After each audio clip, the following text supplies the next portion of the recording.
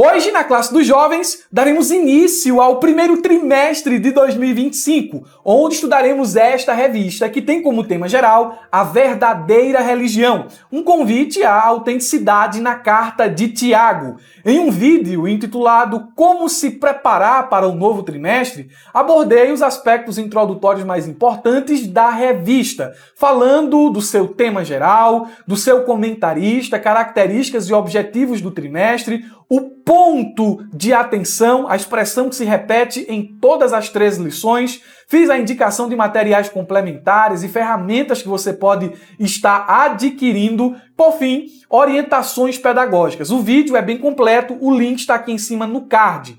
Dessa forma, na aula de número 1, que tem como título Um convite à autenticidade, iremos direto ao assunto. Os nossos objetivos específicos são: em primeiro lugar, apresentar a autoria, o contexto histórico, o estilo e a estrutura da carta de Tiago. Em segundo lugar, explicar o propósito e a atualidade da carta de Tiago. Por fim, destacar a importância da carta de Tiago. Cumpriremos estas finalidades mediante a explicação e aplicação dos pontos e subpontos que estão na própria lição.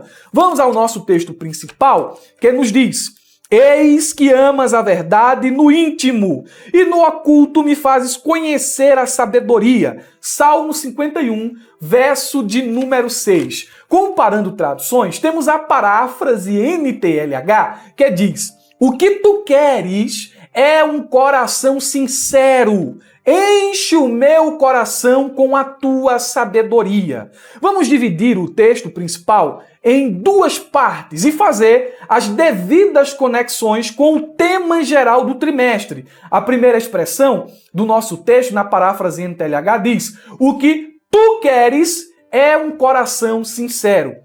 Esse trecho, ele está destacando a necessidade de autenticidade diante de Deus.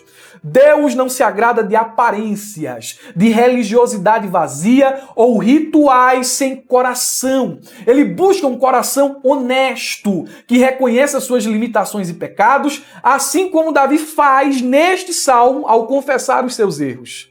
Uma conexão com a carta de Tiago pode ser a seguinte: Tiago enfatiza que uma fé genuína deve ser prática e não apenas de palavras. É por isso que no capítulo 1 e o versículo 22, o apóstolo do Senhor diz: sejam praticantes da palavra e não apenas ouvintes. Um coração sincero é aquele que não busca uma vida dupla, mas vive com integridade, refletindo Cristo em palavras e ações. Dessa forma, uma lição central que podemos extrair daqui é a seguinte: em um mundo cheio de hipocrisia e religiosidade vazia, Deus valoriza o coração puro que deseja agradá-lo acima de tudo. Em segundo lugar, nós temos a expressão final do versículo bíblico: enche o meu coração com a tua sabedoria. Esta parte revela a dependência que Davi tinha de Deus. Ele sabia que somente a sabedoria que vem do alto poderia guiá-lo em uma vida reta e autêntica. Tiago nos ensina isso.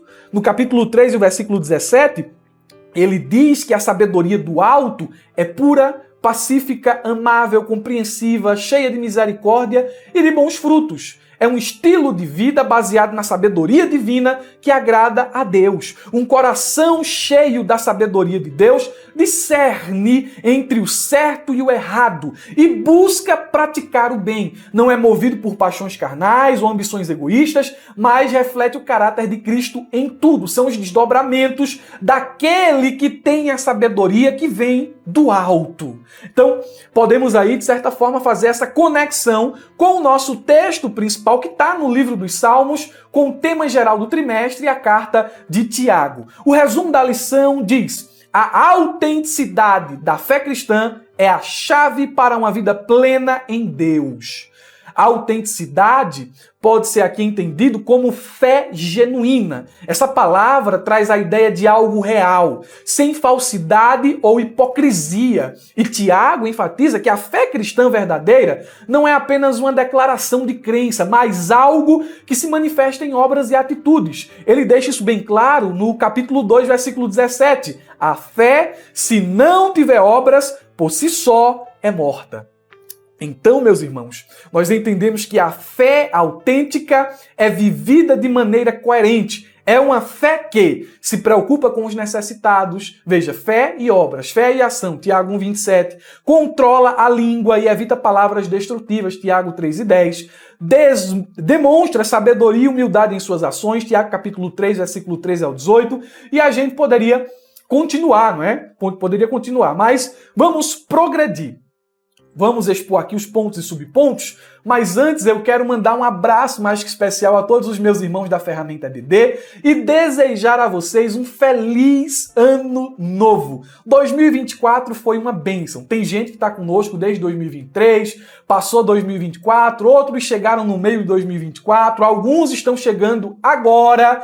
Deus abençoe todos os nossos irmãos e que 2025 seja um ano repleto de muito aprendizado, edificação, de bênçãos provindas do céu. Meus irmãos do YouTube, desejo também a vocês um feliz 2025 e faço o seguinte pedido: curta, comente e compartilhe. Em reciprocidade, vou deixar disponível para vocês aqui na descrição do vídeo no YouTube um link para o download do material que estou utilizando como roteiro para esta aula. Além disso, vou deixar também o link para você conhecer a plataforma da Ferramenta EBD. Tem gente chegando no canal agora, mas tem gente antiga que ainda não é assinante da plataforma. Seja um assinante em 2025, que a Ferramenta EBD seja bênção de Deus para você. Ponto de número 1, a carta de Tiago. Vamos falar sobre a autoria.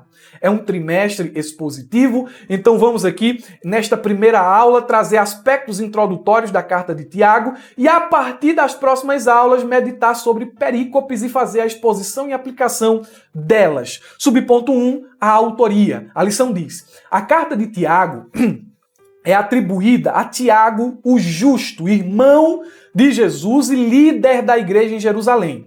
Tiago não creu em Jesus durante o ministério público do Senhor, porém, após abraçar a fé cristã, provavelmente quando Jesus lhe apareceu após a ressurreição, tornou-se uma liderança respeitada na igreja do primeiro século. Sua liderança é reconhecida por diversos estudiosos e mencionada em outros textos bíblicos, como no livro de Atos. Então, em primeira mão, nós temos aqui já a apresentação do escritor da carta que estamos estudando. Este Tiago é irmão de sangue do Senhor. A tradição católica romana diz que este Tiago aqui era primo de Jesus porque eles defendem a virgindade de Maria perpétua, a virgindade perpétua de Maria. Então Tiago não era irmão, Tiago era primo.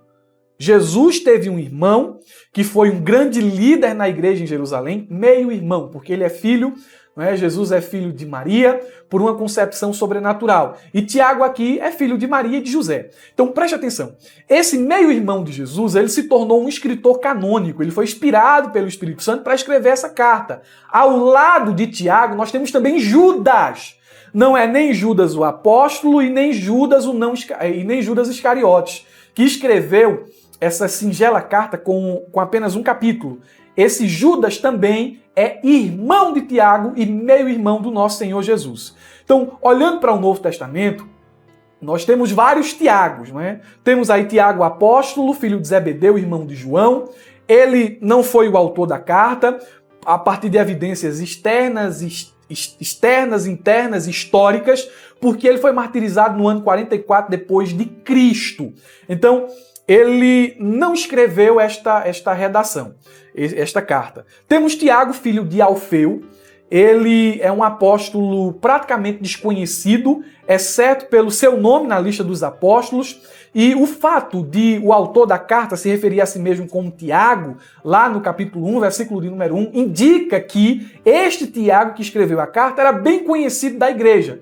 Não pode ser esse Tiago, filho de Alfeu. Também não é Tiago, pai de Judas, o não Iscariotes, que está lá em Lucas 6:16, por ser ainda mais desconhecido. Então, os estudiosos o descartam como autor da carta. Quem resta? Tiago, meio-irmão do Senhor.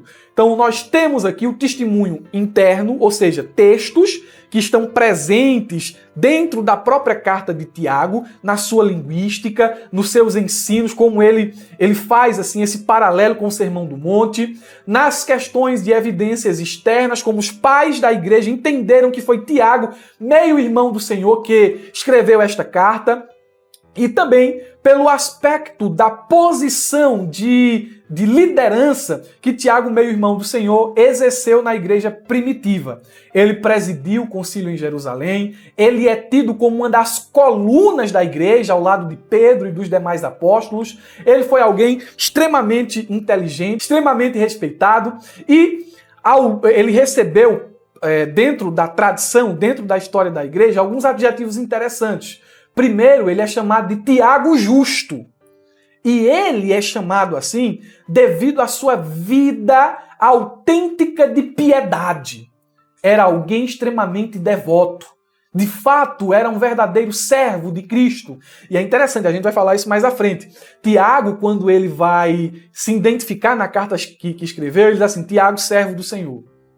Ele podia dizer, Tiago, líder da igreja em Jerusalém, pastor presidente. Ou Tiago, meio-irmão do Senhor. Mas olha como Tiago era humilde. Ele diz assim, Tiago, servo. Porque não tem nenhum título maior do que ser servo de Cristo. Ele era um servo, um homem completamente dependente, um homem completamente entregue à vontade de seu Senhor. Por isso ele é chamado de Tiago o Justo. E ele também é chamado de joelhos de camelo. Dizem, não é, que ele orava tanto que nos seus joelhos criou-se uma crosta grossa. Daí surge tal caracterização. Ele orava pelos judeus, ele orava pelo povo, ele orava por si mesmo. Era um homem de intensa vida de oração. Ele foi o escritor da carta. Subponto 2 diz o contexto histórico e a data. A lição diz, Tiago escreveu a carta em um contexto de perseguição, aos cristãos. A citação às 12 tribos dispersas refere-se aos crentes de origem judaica. Algumas palavras utilizadas por Tiago demonstram que os destinatários estavam familiarizados com o judaísmo, como, por exemplo, referência à reunião em uma sinagoga, a Abraão como pai e as semelhanças com a literatura sapiencial judaica em relação, em especial, com o livro de Provérbios. A Bíblia de Estudo Pentecostal data a produção da carta de Tiago entre 45 e 49 aproximadamente. Como assim, irmão Muriló? Os destinatários provavelmente eram judeus. Alguns vão dizer, a igreja aqui era de judeus e gentios. A maioria dos estudiosos vai dizer que era um público judeu. Ele escreve primeiro para os judeus. Essa carta, se a datação de Donald Stamps e dos demais estudiosos estiverem certa, ela aconteceu antes do concílio de Jerusalém, lá em Atos capítulo 15, não é? Não sei se vocês lembram, o concílio ali, quando Pedro ele foi na casa de Cornélio e o Espírito desceu sobre os gentios e aquilo gerou aquele confronto, gerou aquela animosidade, porque eles pensavam que era só para os judeus, não é? Aí Deus vai lá, Jesus vai lá e diz, não é só para os judeus não, como é que você pode chamar de impuro aquilo que eu purifiquei? Então os gentios também têm parte nessa bênção, porque o Espírito que desceu sobre os judeus em Pentecostes também foi dado a eles sem distinção. Então esse concílio presidiu sobre essa questão. E como não há nenhuma menção ao concílio, entende-se que a carta foi escrita antes do concílio. E isso fortalece a ideia de que os destinatários eram os judeus. Era judeu de sangue, certo? E a linguagem também. Preste atenção que esses destinatários, eles provavelmente eram destinatários espalhados, estavam dispersos, não moravam em Jerusalém, não é o que tudo indica, e o contexto vai nos dizer que eles foram dispersos ou pela perseguição de Saulo ou pela perseguição de Herodes. São duas probabilidades. O subponto 3 diz, estilo e estrutura. Preste atenção. O estilo da carta é direto e prático, refletindo a personalidade de Tiago como líder pastoral preocupado com a vida cotidiana dos crentes. Sua estrutura inclui conselhos práticos e exortações e ensinamentos morais, tornando bastante acessível e aplicável. O que é que o comentarista quer nos dizer aqui? Estilo e estrutura. Por exemplo, Tiago foi identificado variavelmente como uma carta, alguns estudiosos dizem que é uma carta, está aqui, né, no próprio texto, na carta de Tiago. Outros dizem que é um escrito de sabedoria, e é por isso que Tiago é geralmente tido como o provérbio do Novo Testamento, o livro de provérbios do Novo Testamento, ou o livro de sabedoria do Novo Testamento. E alguns dizem que é uma homilia, é uma pregação. É provável que seja a combinação dos três, pois um único gênero não parece ser suficiente para definir a carta de Tiago. É uma mistura de homilia, escrito de sabedoria e carta. Ok? Quanto a o estilo de escrita. A respeito da estrutura, uma abordagem tópica vê os temas chaves de Tiago conjugados e unidos de modo a criar uma exortação ética unificada. E cada tópico desenvolve um tema, como as provações. Então nós temos aí um tópico da carta de Tiago, a saudação, né, versículo 1 e 2, e depois nós temos a introdução aos temas da carta de Tiago, a sua estrutura. O que é que essa carta fala? Como ela está organizada? Então nós temos os temas. As provações, Tiago capítulo 1, versículo 3 ao 18.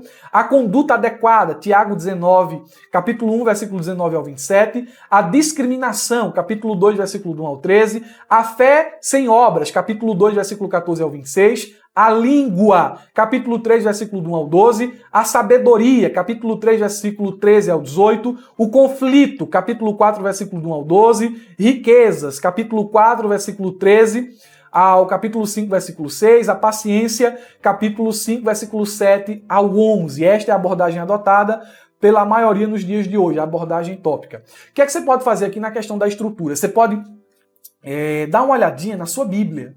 Na Bíblia nós temos ali o texto dividido não só em parágrafos, mas também em tópicos. Você pode conferir na NVT, na NVI, na NAA, na Almeida Revista e Corrigida, lembrando que os tópicos em negrito que aparecem na sua Bíblia não são canônicos, foram colocados ali pelos tradutores para facilitar a leitura.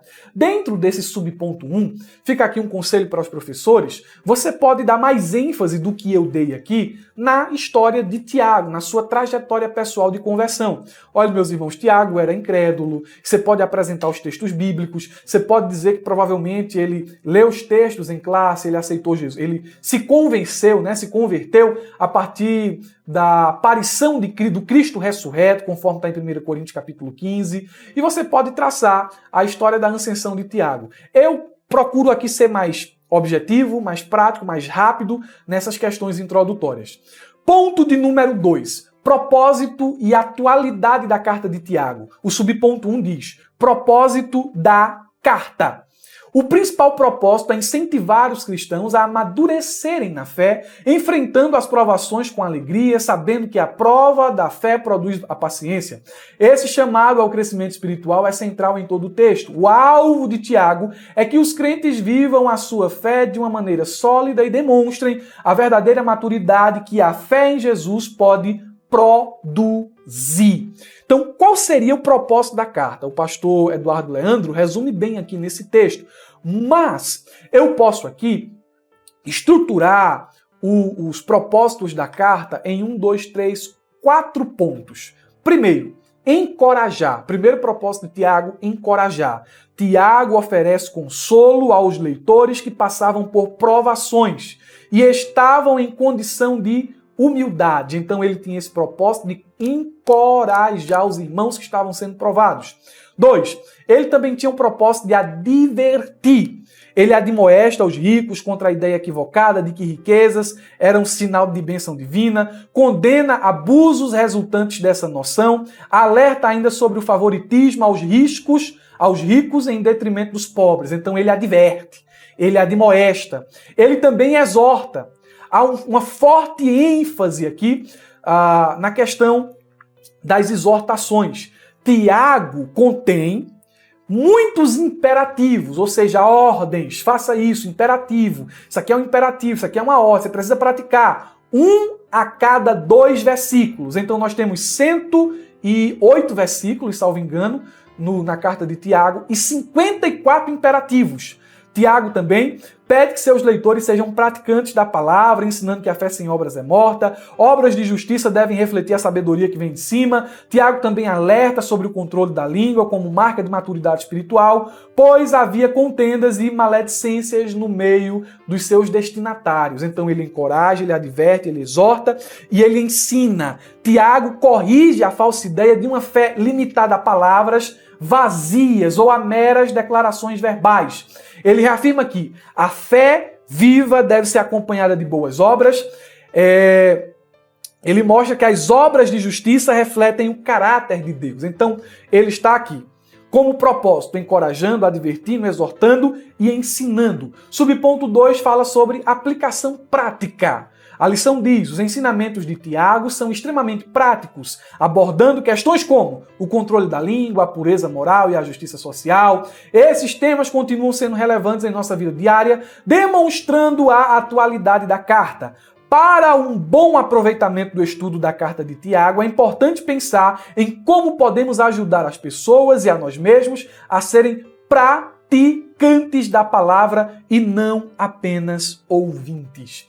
Então, em todo o trimestre, a gente vai estar diante desse convite, desse chamado à reflexão e à transformação. Sua fé não pode ser uma fé de palavras.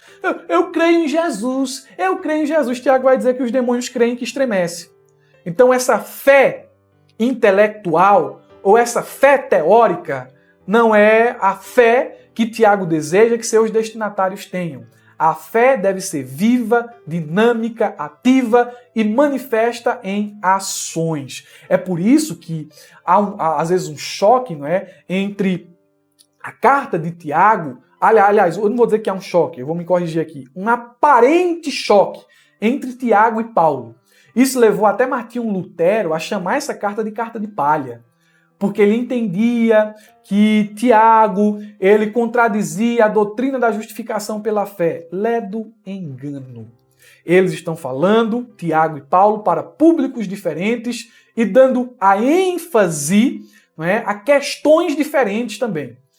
Então presta atenção, Martinho Lutero fez toda essa crítica e ele depois, não é, a história vai nos dizer que depois, no texto lá do Nicodemos, no livro que ele escreve sobre a carta de Tiago, ele vai dizer depois que Martinho Lutero ele se retrata. Ele retira essa colocação de carta de palha e todas as demais críticas que ele faz à carta de Tiago ele abranda. Entendeu? Porque não há contradição, não há choque de ideias entre Tiago e Paulo. Aqui há uma complementação. Tiago está enfatizando que a fé deve ser dinâmica e ela precisa de obras. E Paulo vai enfatizar que não são as obras que salvam. Então, aqui, conjugando o ensino de Paulo com o ensino de Tiago, nós entendemos que, embora as obras não salvem, o salvo deve ter obras. Ah, eu vou fazer isso para ser salvo, vou fazer aquilo para ser salvo. Não, você não faz para ser salvo. Você faz porque você é salvo. E aqui está o caráter prático, aqui está a questão vivencial dos ensinos de Tiago. Sua fé deve lhe levar à prática de boas obras. O convite à autenticidade é o subponto 3. A lição diz: o que é autenticidade? A autenticidade é a prática de ser verdadeiro consigo mesmo e com os outros, mantendo a coerência entre crenças, valores e ações. É a qualidade que promove a integridade pessoal, relacionamentos saudáveis e uma vida plena em Cristo. A autenticidade na vida espiritual fala sobre praticar a fé de maneira que realmente possa ressoar com a crença em Cristo e não apenas seguir rituais ou tradições por obrigação. Tiago faz um forte convite para que os cristãos sejam autênticos em sua fé, vivendo de acordo com os ensinamentos de Cristo. Eu, no vídeo de como se preparar para um novo trimestre, chamei a atenção para isso aqui. Você vê que a expressão autenticidade aparece na lição 1, a lição de número 12, e na lição de número 13 ela aparece também, conselhos para uma vida autêntica. Então o conceito de autêntico e de autenticidade está presente em todas as lições, de maneira que é fundamental que você entenda o que o autor ele tem em sua mente como definição da expressão autenticidade. E o texto aqui da lição é bem claro, bem claro. Mastigue esse texto aqui e veja o que eu coloquei aqui como um resumo do que é autenticidade segundo o comentarista e segundo Tiago. Autenticidade é verdade e coerência em todas as áreas da vida. Você quer ser autêntico? Não é só ser autêntico na forma como você esboça as ideias a respeito de Deus, mas na forma como você fala, na forma como você trata os irmãos, na forma como você vive a fé que professa. E isso aqui nós temos várias frentes. Ok? Então é verdade e coerência em todas as áreas da vida. Uma fé viva e prática expressa por meio de ações concretas. Isso é autenticidade. Ponto 3, a importância da carta. Os destinatários. A gente vai voltar a falar novamente aqui dos destinatários. Eu vou tentar falar de um jeito que eu não me torne repetitivo nas informações que estou lhe entregando. A lição diz: a carta é direcionada às 12 tribos dispersas entre as nações. Estudiosos colocam o período da escrita da carta de Tiago como após os acontecimentos registrados em Atos 8, que causou a morte de Estevão e levou à dispersão dos cristãos. Embora ela tenha sido escrita para os primeiros judeus convertidos, seu conteúdo é útil para todos os crentes em Cristo em todas as épocas. Os leitores da carta estavam enfrentando um ambiente hostil à fé e isso longe do seu lar. Como esses primeiros cristãos, nós também somos peregrinos e forasteiros neste mundo. Então, ele está dizendo aqui que foi escrita provavelmente após Atos capítulo de número 8. Mas é válido também o pensamento de que essa carta foi escrita após os eventos de Atos capítulo 12, da perseguição que surgiu a partir de Herodes, ok? Então, são posições aqui válidas. Vamos aqui levantar a seguinte questão para a gente não repetir as informações que já aqui expomos. Por que Tiago escreveu esta carta? Ele escreveu para resolver alguns problemas, pensando em seus destinatários. Primeiro, os destinatários estavam passando por duras provações. É por isso que nós temos o tópico das provações. Eles estavam sendo tentados a pecar. É por isso que no capítulo 1 nós temos uma perícope que fala sobre isso. Ninguém sendo tentado, diga de Deus, estou sendo tentado, porque Deus a ninguém tenta e nem pode ser tentado pelo mal. Cada um é tentado e o texto prossegue, não é? Também, em terceiro lugar, alguns crentes estavam sendo humilhados pelos ricos, enquanto outros estavam sendo roubados pelos ricos. Então ele escreve para resolver essa circunstância. Alguns membros da igreja estavam buscando posição de liderança. É por isso que ele vai dizer, olha, muitos de vocês não queiram ser mestres, porque os mestres receberão maior juízo. Alguns crentes estavam falhando em viver o que pregam. Não é? O que pregavam. É por isso que ele vai dizer, não sejam somente ouvintes, mas também praticantes. Outros crentes estavam vivendo de forma mundana.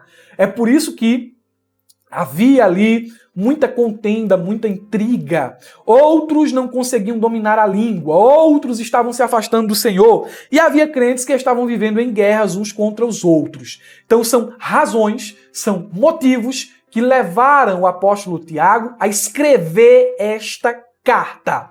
Ele tinha alguns problemas em mente e, com isso, ele deu luz a esse texto tão maravilhoso que estudaremos nos próximos 3 meses. Subponto 2. Relevância da carta para a igreja primitiva. A lição diz: a carta de Tiago desempenhou um papel importante na formação ética e da prática da igreja do primeiro século. Uma das contribuições mais significativas de Tiago é a sua discussão sobre a relação entre fé e obra. Já tocamos aqui nesse assunto. Ele afirma que fé sem obras é morta. Esta ênfase na necessidade de demonstrar a fé por meio de ações era crucial para uma igreja que buscava estabelecer a credibilidade e a autenticidade da sua mensagem em um ambiente muitas vezes hostil e cético.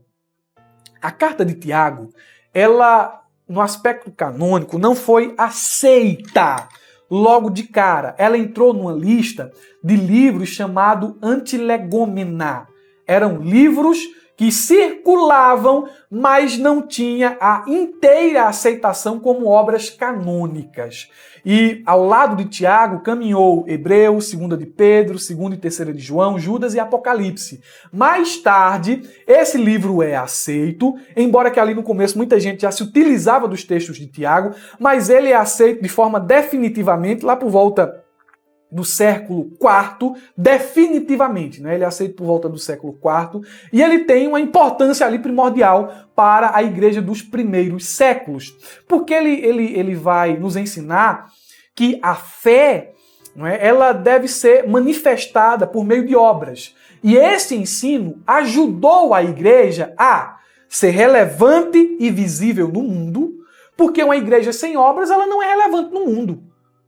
Imagine naquela época, naquele contexto hostil, os irmãos terem obras, os irmãos terem testemunho, os irmãos viverem o evangelho, praticarem a justiça, serem diferentes dos ímpios. Então a igreja, ela, por meio da carta de Tiago, aprendeu a ser relevante e visível no mundo, a construir uma credibilidade em um ambiente desafiador. Como construir credibilidade? Dando testemunho de uma fé no Filho de Deus, uma fé que conduz a obras de justiça. E em terceiro lugar, demonstrar por meio de ações concretas que sua mensagem era genuína e transformadora. Gente que perseguia o evangelho, gente que vivia impiamente, agora por meio do evangelho demonstrava a transformação que a fé promove. Você imagina, Agostinho de Hipona era um depravado, vivia na prostituição, vivia nos pecados mais morais terríveis. E quando ele aceitou Jesus, diz um certo historiador, que ele estava andando nas ruas de Hipona, ele já era crente agora, né? E uma prostituta o reconheceu. Aí saiu correndo atrás dele e disse: Agostinho! Agostinho! Século IV, né? Ele olhou para trás, conheceu e apressou o passo. Começou a andar mais rápido. Ela também apressou o passo. Até que chegou pertinho dele e disse: Agostinho! Aí ele teve que parar, olhar para trás. E ela disse assim: sou eu! Aí ele olhou para ela e disse: mas não sou mais eu. Aleluia! A fé gerou transformação. Né? E essa transformação, a conversão, gerou obras, gerou mudança de vida, tudo se fez novo. O último subponto, para quem chegou até aqui, diga amém, coloque amém aí nos comentários. Irmão Murilo, o senhor está falando rápido demais, é que eu estou elétrico. Não precisa nem colocar o vídeo em 2x. Tem que diminuir a velocidade, porque eu estou falando muito rápido, não é? Então eu peço perdão aos irmãos, na próxima aula eu vou procurar falar de forma mais pausada. Mas tu tá entendendo, bênção de Deus? Coloca aqui nos comentários, amém, irmão Murilo, eu estou entendendo. Se tem dúvida, coloca aí também e a gente vai procurar responder os irmãos. Último subponto, a sua contemporaneidade. A lição diz: suas admoestações, da carta de Tiago, oferecem orientações valiosas para os cristãos contemporâneos. A ênfase de Tiago na autenticidade e na coerência entre fé e obras desafia os crentes a viverem de maneira que reflitam verdadeiramente os ensinamentos de Jesus. Preste atenção. A carta de Tiago, ela continua extremamente relevante em nosso tempo, pois ela aborda questões que permanecem presentes na igreja contemporânea. Assim como os primeiros cristãos, não é, enfrentavam desafios, nós também enfrentamos a falta de autenticidade na fé, o distanciamento entre crença e prática e a necessidade urgente de coerência cristã. A gente vive nesse tempo, a gente vive isso todos os dias. E é por isso que esse trimestre vai ser de bênção para o jovem cristão que está em contato com as coisas do mundo. Vê o mundo, vê a mentira, vê a vida troncha e errada que as pessoas vivem, e ele não seja tentado a se conformar, a tomar a mesma forma. A viver como ímpio, tendo o nome de crente. A fé tem que ser autêntica. A fé tem que ser verdadeira. A confissão deve ser coerente com a prática. E a gente vai ver isso no decorrer das aulas. Agradeço imensamente a sua paciência de ter chegado até aqui. Faça uso do subsídio, faça uso dos demais recursos que estão uma bênção. O slide está uma bênção. Os infográficos, o fluxograma, está tudo uma bênção. O Motion também está uma bênção. Faça uso de todas as ferramentas para que 2025 a sua classe multiplique. Amém? Vamos orar. Pai, no nome de Jesus, te agradecemos por mais uma aula, te agradecemos pelos ensinamentos que recebemos aqui neste momento a respeito da carta de Tiago. Nos ajuda, Senhor, neste trimestre, que a gente possa não só aprender, mas também a viver. Que a nossa fé não seja de palavras, de teoria, mas seja uma fé prática que nos conduz à maturidade e à imagem e semelhança de teu Filho. Nós te pedimos isso no nome de Jesus e te agradecemos. Amém. Deus abençoe, meus irmãos, um ótimo final de semana, uma ótima aula de escola bíblica dominical e não se esqueça, abra a jaula!